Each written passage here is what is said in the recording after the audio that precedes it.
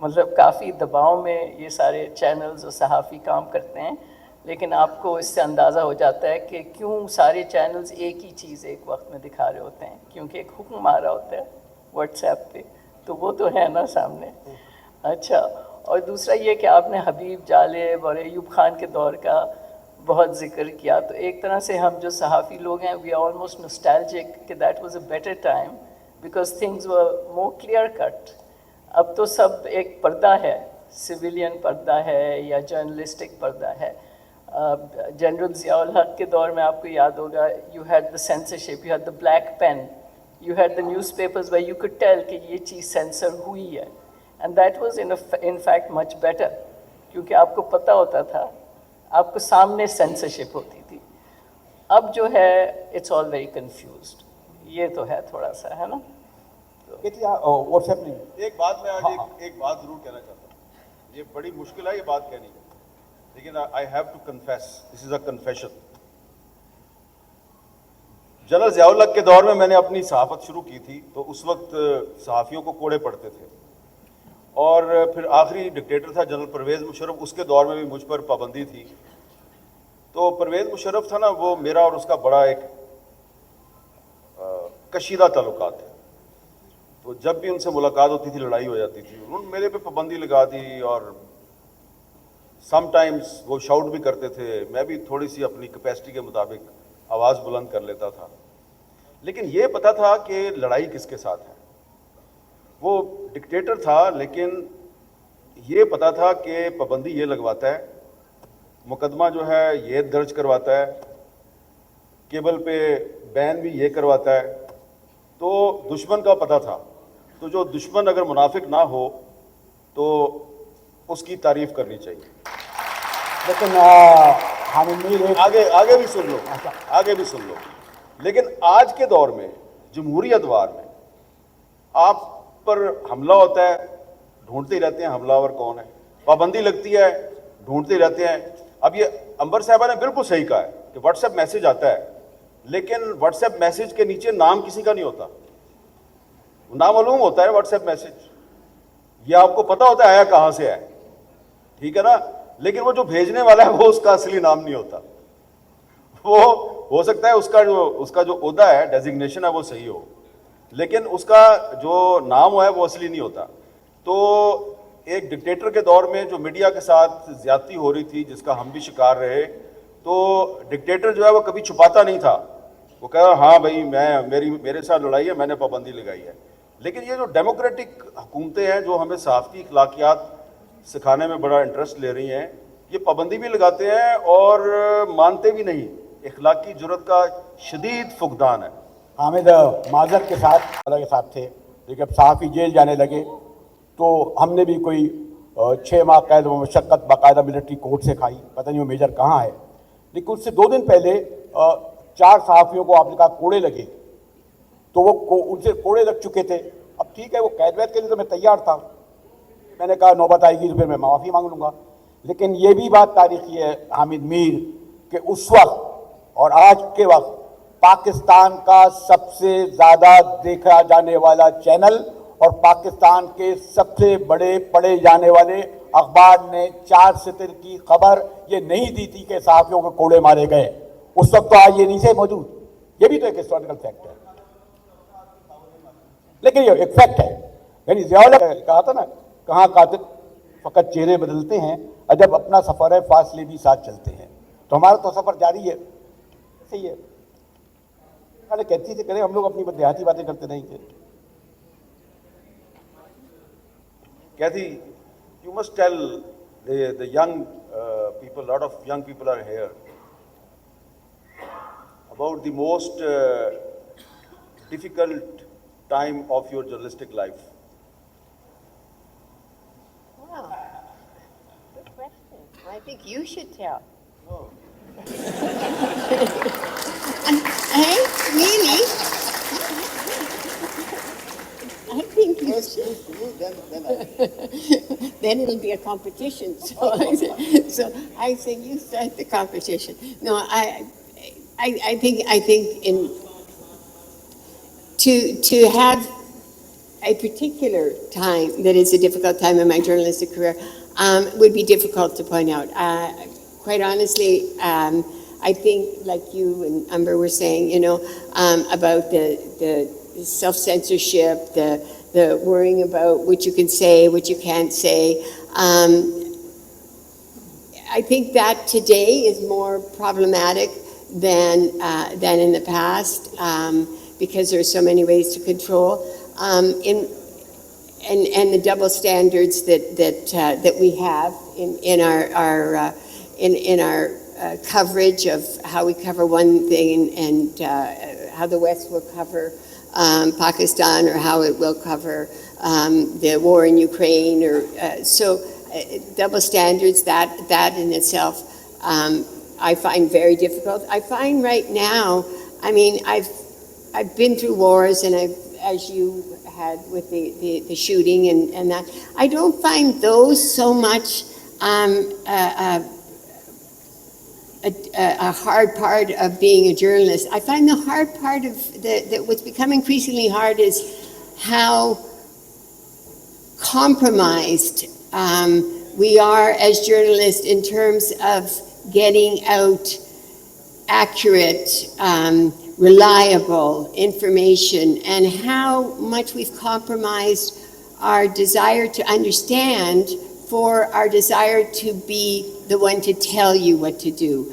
And so I find right now, in many ways, in where we are in journalism, why people don't trust journalists, why they don't trust what they hear, why you have so much of fake news, this isn't.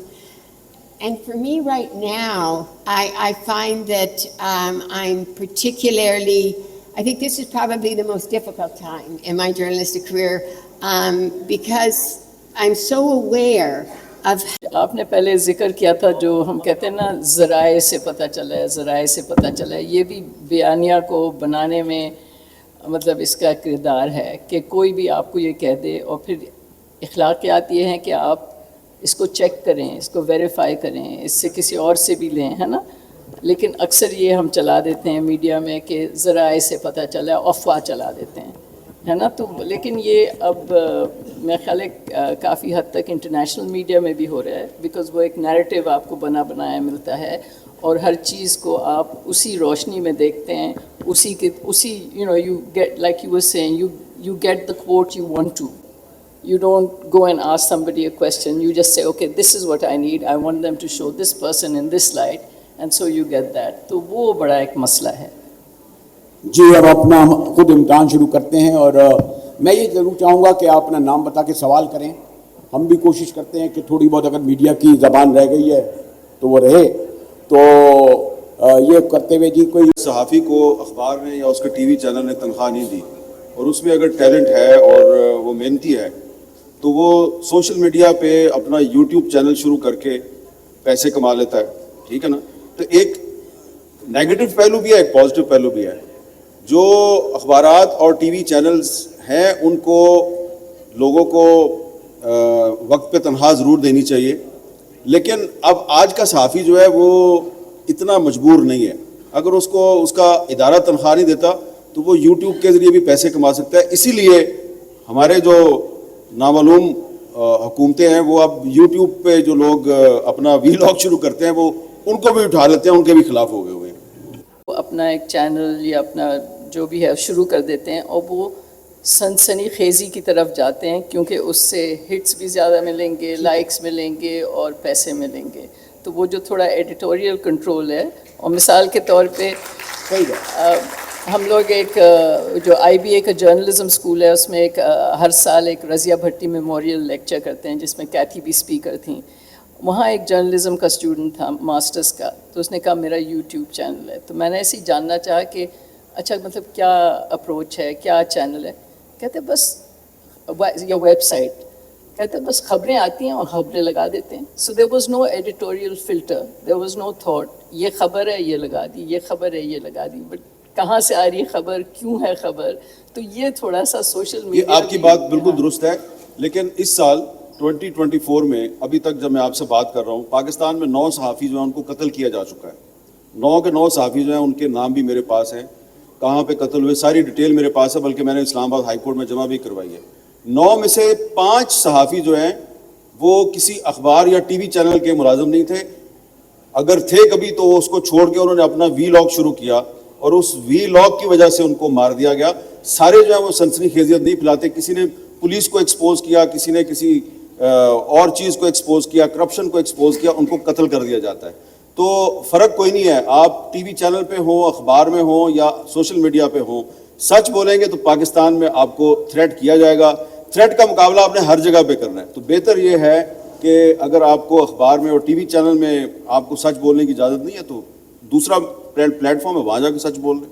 جی السلام علیکم، میرا نام شفیق ہے اور سوال میرا یہ ہے کہ اخلاقیات کی گراوٹ پہ بات ہو رہی ہے کہ ہم کافی گر چکے ہیں اس حوالے سے، تو کیا ایک اٹامک پاور ہیں تو ہم کینیا جیسے ملک میں ہمارے اتنے بڑے صحافی شہید ہو جاتے ہیں، تو ہم ان کے لیے آج تک کیا کر سکے ہیں؟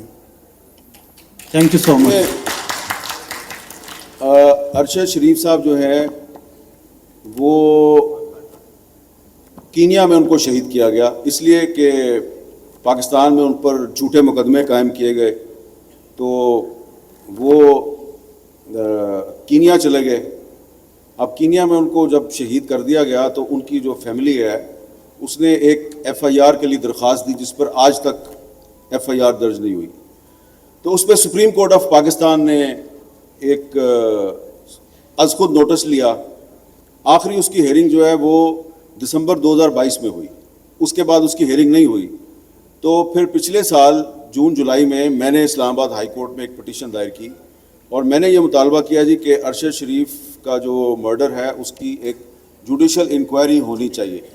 اس پر ہیئرنگز ہوتی رہیں، اس میں ان کی فیملی بھی آ کے پارٹی بن گئی، اور جو آخری ہیئرنگ ہوئی تھی اس میں حکومت سے یہ پوچھا گیا تھا چیف جسٹس اسلام آباد ہائی کورٹ کی طرف سے کہ آپ اس کو اپوز کیوں کر رہے ہیں، تو ان کے پاس کوئی گراؤنڈز نہیں تھی۔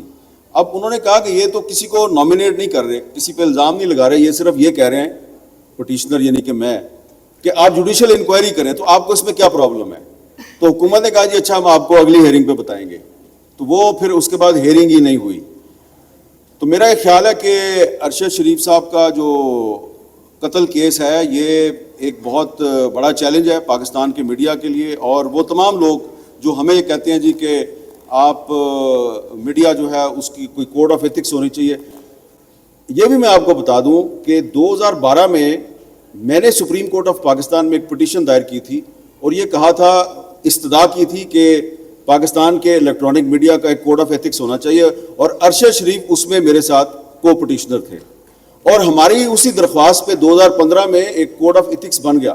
آج جو پیمرا کا کوڈ آف ایتھکس ہے وہ ہماری ہی درخواست پر سپریم کورٹ نے اس کو نافذ کیا تھا، اور اس کے بعد پھر یہ ساری باتیں میں نے اسلام آباد ہائی کورٹ کے چیف جسٹس عامر فاروق صاحب کی خدمت میں بھی عرض کی، تو اب انہوں نے اس کی ہیئرنگ لاسٹ منڈے کو رکھی تھی، پھر کینسل ہو گئی۔ اس سے پہلے بھی کئی دفعہ ہیئرنگ ہوتی ہے پھر کینسل ہو جاتی ہے۔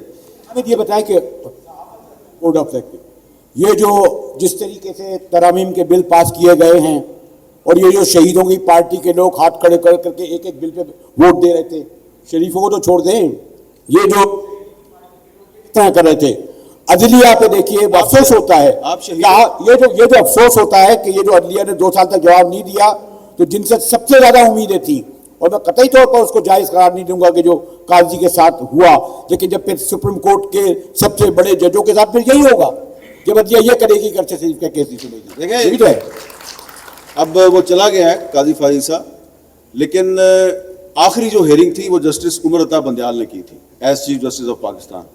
قاضی فائز صاحب جتنا عرصہ بھی رہے چیف جسٹس، ایک دفعہ بھی انہوں نے سپریم کورٹ میں ارشد شریف کے کیس کی ہیئرنگ نہیں کی، جس پہ میرا یہ خیال ہے کہ ان کو شرم آنی چاہیے، ٹھیک ہے نا؟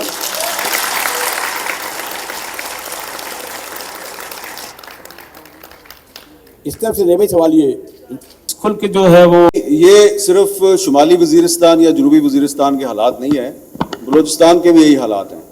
بلوچستان میں بھی لوگ اٹھائے جا رہے ہیں، قتل کیے جا رہے ہیں، بلکہ اب تو بلوچستان کے اسٹوڈنٹس کو آپ لاہور سے اور راول پنڈی سے بھی ان کو اٹھا لیا جاتا ہے اور ان کا پتہ نہیں چلتا۔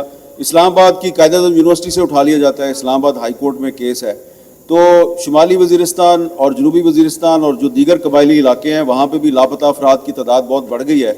اور آپ نے پوچھا کہ ان کی کوریج کیوں نہیں ہوتی, تو کوریج اس لیے نہیں ہوتی کہ جب ابھی پچھلے دنوں ایک بہت بڑا جرگہ ہوا تھا وہاں پہ وزیرستان میں, تو وہ جو جرگہ ہے وہ اس کی خبر آپ کو کسی ٹی وی چینل کے مین بلیٹن میں نظر نہیں آئی ہوگی, تھوڑی بہت اس کی کوریج آتی تھی, باقی جو ہے اس کی کوریج آپ کو اس لیے نظر نہیں آتی تھی کہ جو منظور پشتین ہے اس کی کوریج پر نامعلوم افراد نے پابندی لگائی ہوئی ہے.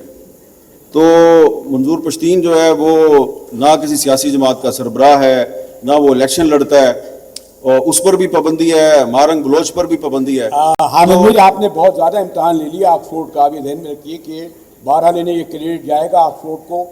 آپ کو بلایا سوال, یہ بچے جو ہے نا سارے بیٹھے ہوئے اس ہیں, لیے مجاہد بریلوی, یہ جس نوجوان نے آخر میں سوال کیا ہے اور جو میرا جواب ہے, تو یہ سارے بچے آکسفورڈ کو دعائیں دیں گے کہ یہ سوال ہوا اور اس کا یہ جواب آیا.